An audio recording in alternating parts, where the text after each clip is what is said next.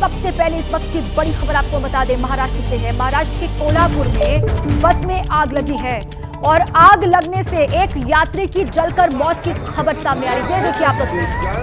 बस में सवार अन्य यात्री सभी सुरक्षित हैं, ये कहा जा रहा है, लेकिन एक यात्री की जलकर मौत की खबर सामने आ रही है।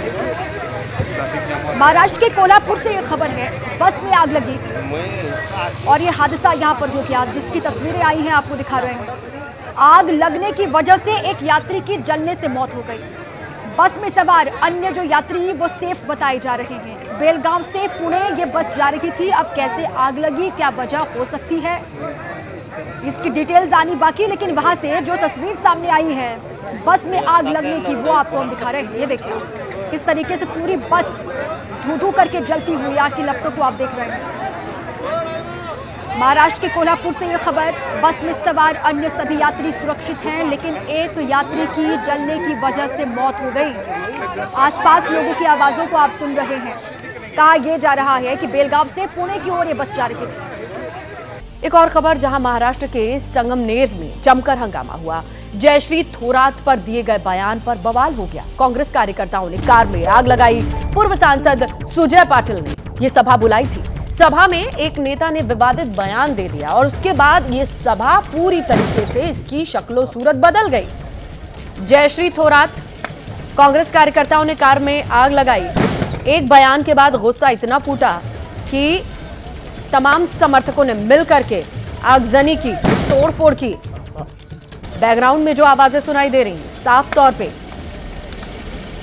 जयश्री थोराट पर दिए बयान को लेकर के अपना विरोध प्रदर्शन, ये शांतिपूर्ण नहीं रहा। यहां पर आग की लपटें जो आपको दिखाई दे रही हैं, कार में आग लगाई गई है और बताया जा रहा है कि कांग्रेस की ओर से कार्यकर्ताओं ने अपना गुस्सा दिखाने के लिए ये रुख अख्तियार कर लिया। जहां एक विवादित बयान से गुस्साए तमाम कार्यकर्ताओं ने आगजनी की। संगमनेर में कल रात की तस्वीरें आप देख रहे हैं, किस तरीके से महिलाएं बैठी हुई हैं और देर रात जमकर हंगामा हुआ। जयश्री थोरात पर एक विवादित बयान और किसी महिला पर दिए विवादित बयान को लेकर के कांग्रेस के तमाम कार्यकर्ताओं का रोष खुल करके सामने आया। देर रात की तस्वीरें आपके सामने हैं। संकल्प मेलावा, जहां तमाम कार्यकर्ता इकट्ठे हुए और न सिर्फ विरोध प्रदर्शन किया, यह विरोध प्रदर्शन शांतिपूर्ण नहीं था। तस्वीरें इस बात की गवाह हैं। कार में आग लगाई गई। संगमनेर महाराष्ट्र में कल रात की आप बात करें तो काफी अशांति रही, काफी हो हल्ला रहा, काफी हंगामा रहा, क्योंकि तमाम कांग्रेस के कार्यकर्ता जयश्री थोराट पर जिस तरीके का बयान दिया गया एक पब्लिक प्लेटफॉर्म पे, उसका विरोध जताने के लिए सबसे पहले रात में बैठकर धरना प्रदर्शन किया, लेकिन उसके बाद भी बात नहीं आगे बढ़ती चली गई और हंगामे की शक्ल में यह विरोध प्रदर्शन सामने आया। कार में आग लगाई गई, तमाम लोगों ने नारेबाजी की और तोड़फोड़ की भी खबर मिल रही है। संगमनेर में यह सब कुछ हुआ देर रात महाराष्ट्र में। और अब वक्त हो गया है 9 सेकंड में देश और दुनिया की तमाम बड़ी खबरें आपको दिखाने का, लेकिन सबसे पहले बात महाराष्ट्र और झारखंड समेत कई सीटों पर होने वाले उपचुनाव की हम करेंगे। चुनावी दंगल में हर दल अपने दांव चल रहे हैं, लेकिन इन सब के बीच जुबानी जंग ने सियासी तापमान को चढ़ा दिया है। चुनाव से जुड़ी खबरों का पूरा अपडेट आपको देते हैं 9 सेकंड न्यूज में। महाराष्ट्र चुनाव को लेकर कांग्रेस केंद्रीय चुनाव समिति ने गुरुवार को तय किए हैं 26 उम्मीदवारों के नाम। कांग्रेस ने अब तक 78 सीटों पर उम्मीदवार तय किए। महाराष्ट्र में सीट बंटवारे से राहुल गांधी नाराज। मुंबई विदर्भ की सीटें उद्धव गुट को देने के पक्ष में नहीं। सूत्रों के हवाले से खबर है, केंद्रीय चुनाव समिति की बैठक बीच में छोड़कर चले गए राहुल गांधी। वॉली से आदित्य ठाकरे के खिलाफ चुनावी ताल ठोकेंगे शिंदे गुट के राज्यसभा सांसद मिलिंद देवड़ा। आदित्य ठाकरे ने गुरुवार को दाखिल किया है नामांकन। बाबा सिद्दीकी के बेटे जिशान एनसीपी अजित गुट में शामिल हुए। बेंद्रा पूर्व से लड़ेंगे चुनाव। जिशान 2019 में कांग्रेस के टिकट पर विधायक बने थे। सीट बंटवारे पर महाराष्ट्र समाजवादी पार्टी के अध्यक्ष अबू आजमी ने बढ़ाई महाविकास आघाड़ी की मुश्किलें। बोले सपा को अगर 5 सीटें नहीं मिली तो 25 सीटों पर उतारेंगे उम्मीदवार। महाविकास आघाड़ी में सीट बंटवारे पर बोले कांग्रेस महासचिव केसी वेणुगोपाल। महाविकास आघाड़ी चुनाव लड़ेगी और जीतेगी भी। मतभेद हैं और उन्हें सुलझा लिया जाएगा। कांग्रेस ईसी की बैठक में कांग्रेस नेता टीएस सिंहदेव ने कहा, एक एक सीट पर गंभीर चर्चा कर रहे हैं, विचारों का आदान प्रदान हो रहा है, हमें थोड़ा सा इंतजार करना चाहिए। महाराष्ट्र विधानसभा चुनाव के लिए केंद्रीय मंत्री भूपेंद्र यादव का दावा, महायुति भारी बहुमत से महाराष्ट्र में सरकार बनाएगी, जनता में उत्साह है और जीत का माहौल दिख रहा है। झारखंड विधानसभा चुनाव पर बीजेपी नेता अर्जुन मुंडा का दावा, मौजूदा सरकार से जनता नाखुश है, बीजेपी भारी बहुमत से बनाएगी सरकार। झारखंड के मंत्री इरफान अंसारी के बिगड़े बोल, सीता सोरेन पर की आपत्तिजनक टिप्पणी, जामताड़ा से बीजेपी ने सीएम हेमंत सोरेन की भाभी सीता सोरेन को मौका दिया। मुजफ्फरनगर के मीरापुर उपचुनाव के लिए एनडीए गठबंधन की आरएलडी प्रत्याशी मिथिलेश पाल ने नामांकन किया, एनडीए की जीत का दावा भी किया। यूपी विधानसभा उपचुनाव पर बीजेपी अध्यक्ष भूपेंद्र चौधरी बोले, सभी 9 सीटों पर जीत दर्ज कर रहा है एनडीए गठबंधन, यूपी की जनता योगी और मोदी जी पर विश्वास जता रही है।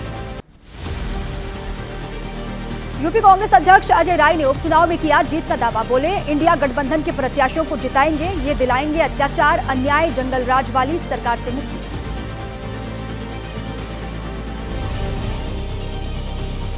और अब बात आतंकी हमले की करेंगे।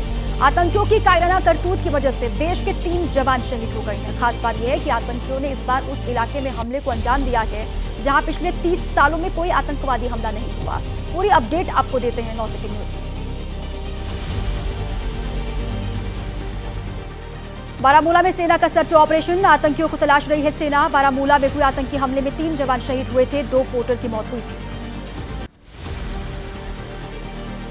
गुलबर्ग आतंकी हमले के शहीद को अंतिम विदाई, राइफलमैन कैसर अहमद का अंतिम संस्कार किया गया। अनंतनाग में उमड़े बड़ी संख्या में लोग। जम्मू कश्मीर में करीब 130 आतंकी सक्रिय हैं, सेना ने कहा जल्द ही इन्हें इनके अंजाम तक पहुंचाएंगे। बीते 5 साल में 720 आतंकियों को ढेर किया जा चुका है। बारामूला आतंकी हमले पर लेफ्टिनेंट जनरल एमवी सुचिंदार कुमार ने कहा, सीमा पार से आतंकियों को मिल रही है मदद, निपटने के लिए तैयार कर रहे हैं रणनीति। बारामूला आतंकी हमले पर फारूक अब्दुल्ला ने कहा, हमारा भविष्य बर्बाद करने के लिए किए जा रहे हैं हमले, पाकिस्तान के लोग अपना देश देखें, हम पाकिस्तान का हिस्सा नहीं बनने वाले। अब आगे बढ़ते हुए 9 सेकंड न्यूज में आपको राजनीति की तमाम बड़ी खबरें दिखाते हैं।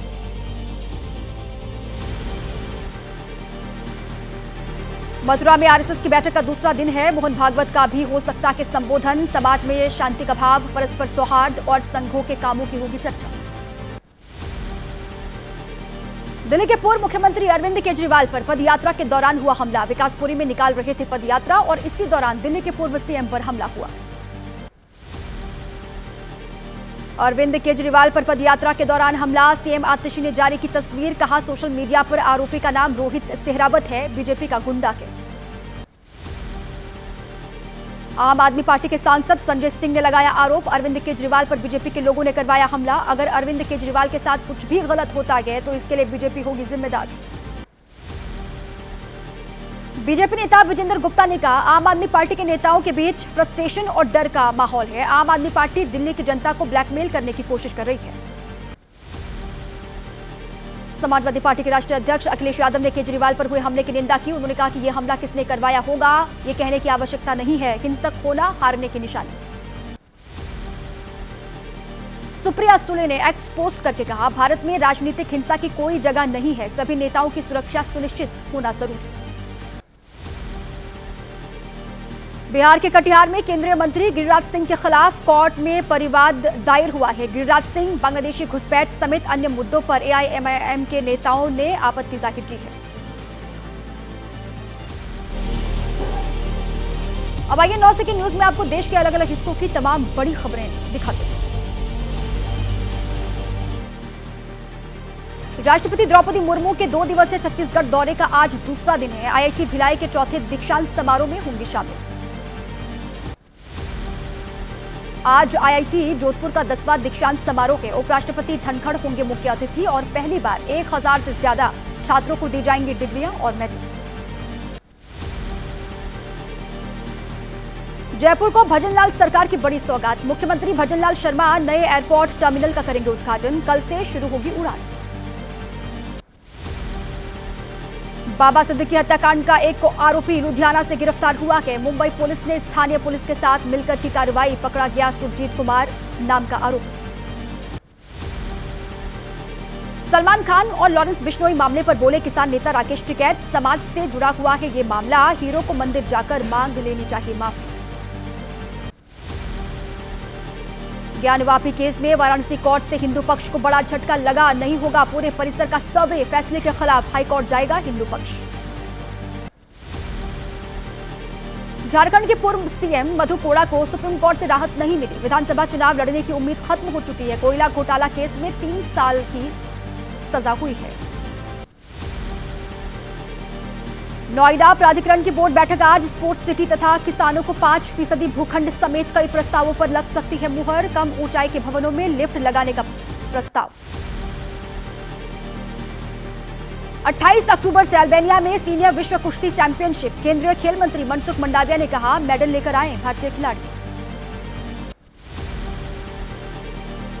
हापुड़ में सांप के काटने की एक और घटना सामने आई है, गंभीर हालत में अस्पताल में भर्ती महिला का इलाज चल रहा है। वन विभाग सांपों की तलाश में जुटा हुआ है। देखिए, दिल्ली एनसीआर में इन दिनों प्रदूषण का कहर देखने को मिल रहा है, तो वहीं हरियाणा पंजाब में पराली जलाने की तमाम घटनाएं सामने आ रही हैं। क्या है ताजा अपडेट, 9 सेकंड न्यूज में आपको दिखाते हैं। पराली जलाने को लेकर एक्शन में केंद्र की सरकार, आज राज्यों के पर्यावरण मंत्रियों के साथ मीटिंग होने वाली है। दिल्ली सरकार मांगेगी आर्टिफिशियल बारिश और ऑड इवन सिस्टम की इजाजत। दिल्ली में बढ़ते प्रदूषण के बीच पड़ोसी राज्यों में जलाई जा रही है पराली। हरियाणा से सामने आया मामला, करनाल में जलाई गई पराली। पराली जलाने पर हुई दर्ज एफआईआर पर भड़के पंजाब के किसान, नेशनल हाईवे को जाम कर दिया। धीमी गति से हो रही धान खरीद और डीएपीए के मुद्दे पर भी सरकार को घेरने की तैयारी। पराली जलाने के मुद्दे पर हरियाणा के मंत्री महिपाल ठांडा ने कहा हरियाणा में पराली नहीं जलाई जा रही है, पंजाब में सरकार कुछ नहीं कर पाई, इसलिए ये सब हो रहा है। दिल्ली में प्रदूषण का कहर, आरएमएल हॉस्पिटल के डॉक्टर पुलिन गुप्ता करीब 30% बढ़े मरीज। उन्होंने कहा मास्क लगाने और जरूरी होने पर ही घर से बाहर निकले। प्रदूषण पर बोले कांग्रेस सांसद एम टैगोर, पटाखों को बताया जाता है इसके लिए जिम्मेदार, लेकिन पहले की दिल्ली में बुरा हाल है, हरियाणा पंजाब दिल्ली की सरकार मिलकर काम करे। बीजेपी नेता शाजिया इल्मी ने कहा केंद्र ने यमुना नदी की सफाई के लिए दिल्ली सरकार को दिए 3000 करोड़ रुपए। गोपाल राय बताए कहां गए ये पैसे।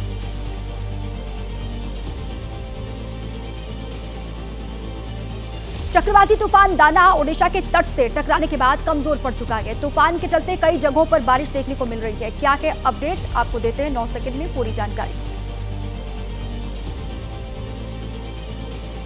ओडिशा के तट से टकराने के बाद कमजोर पड़ा दाना तूफान, सबसे ज्यादा बालेश्वर इलाके में दिखा असर, किसी भी प्रकार के जानमाल की क्षति नहीं हुई है। चक्रवाती तूफान दाना ने तोड़ी किसानों की कमर, ओडिशा के धामरा में फसलों को पहुंचा के भारी नुकसान, खेतों में खड़ी फसल किसानों की बर्बाद। पश्चिम बंगाल के गंगा सागर में कपिल मुनि आश्रम के चारों ओर भरा पानी, लगातार भारी बरसात की वजह से बिगड़े हालात, दूर दूर तक सिर्फ पानी का कब्जा। तमिलनाडु के कई इलाकों में बारिश का कहर, मदुरै में लगातार बारिश से बिगड़े हालात, कई हिस्सों में भारी बारिश की वजह से जलभराव की समस्या। ओडिशा और पश्चिम बंगाल में आज भी कई जिलों में स्कूल बंद। आईएमडी निदेशक मनोरमा मोहंती ने कहा धीरे धीरे कम हो जाएगी बारिश। ओडिशा के मुख्यमंत्री मोहन चरण मांझी ने चक्रवात दाना पर समीक्षा बैठक की। उप मुख्यमंत्री कनकवर्धन सिंह देव ने कहा कुछ नुकसान हुआ है लेकिन उतना नहीं हुआ जितना लोगों को डर था। अब देश के अलग अलग राज्यों से आ रही बड़ी खबरें आपको दिखाते हैं सिर्फ 9 सेकंड न्यूज में। कन्नौज में 29 क्विंटल नकली मिठाई जब्त, खाद्य विभाग की टीम ने कार्रवाई की, बड़ी मात्रा में सड़ी हुई मिठाई भी बरामद। गोरखपुर में खराब मिठाइयों को बाजार में बेचने का खुलासा हुआ है। खाद्य विभाग की टीम ने फैक्ट्री से बरामद की 25 क्विंटल एक्सपायर हो चुकी मिठाइयां। राजस्थान के कोटपुतली बहरोड में खाद्य और सुरक्षा विभाग की बड़ी कार्रवाई, 500 किलो खराब मिठाई नष्ट की गई है, 12 घरेलू गैस सिलेंडर जब्त किए गए।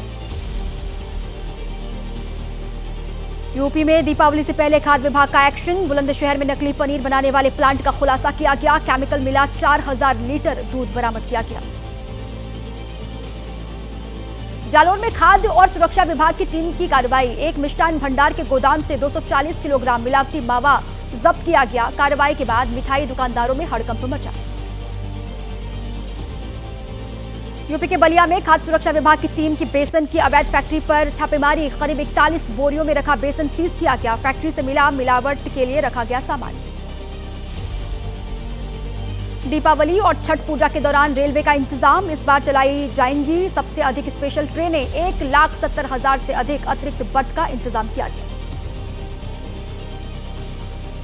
दिल्ली के कई टर्मिनल से चलेंगी स्पेशल ट्रेनें। प्रमुख रेलगाड़ियों में जोड़े जाएंगे अतिरिक्त कोच। कई स्टेशन पर बनाए मिनी नियंत्रण कक्ष। राजधानी लखनऊ के लोग रोजाना भिखारियों को देते हैं 63 लाख रुपए। सर्वे में हुआ यह चौंकाने वाला खुलासा। 3000 तक रोजाना कमा रहे लखनऊ के कई भिखारी। अब आइए 9 सेकंड न्यूज में अपराध की दुनिया में क्या बड़ी खबरें रही वो आपको जल्दी से दिखाते हैं।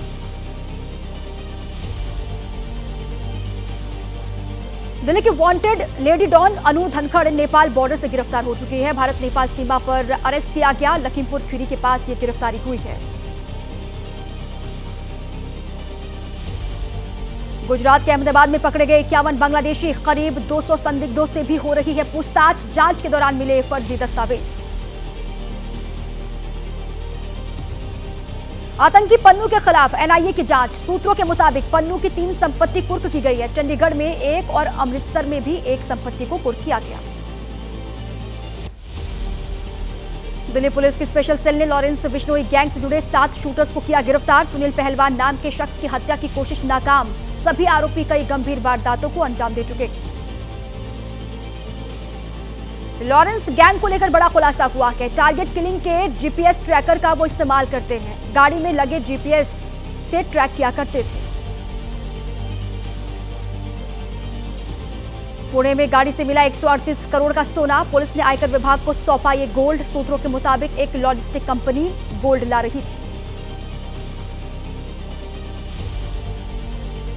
महाराष्ट्र विधानसभा चुनाव को लेकर कार्रवाई। मुंबई के चेंबूर में इलेक्शन कमीशन टीम ने लाखों की रकम कार से बरामद की। पूछताछ जारी। भोपाल में घर से महिला का शव बरामद हुआ के पोस्टमार्टम रिपोर्ट के मुताबिक जहर खाने से हुई थी मौत। परिजनों ने मकान मालिक पर लगाए थे आरोप। मध्य प्रदेश के रीवा में पति के साथ मंदिर घूमने गई पत्नी से गैंगरेप। पति को बंधक बनाकर पीटा गया। पुलिस ने कुछ संदिग्धों को गिरफ्तार किया। गाजियाबाद डेटिंग ऐप के जरिए धोखाधड़ी करने वाले गिरोह का यहां खुलासा हुआ। पहले तय रेस्टोरेंट में बुलाती थी लड़कियां। वसूला जाता था करीब 6 गुना बिल।